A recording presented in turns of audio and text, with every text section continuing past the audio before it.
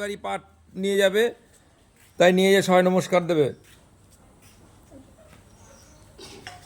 আপনাদেরকে এখনই শুরু হলো পাট নেওয়া। আপনারা কোন জায়গাতে এসছেন?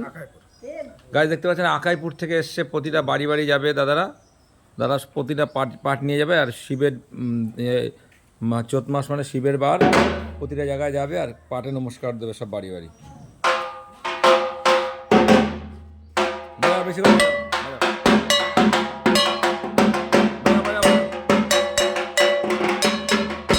পাট নিয়ে যাচ্ছে, গাছ দেখতে পাচ্ছেন পাট নিয়ে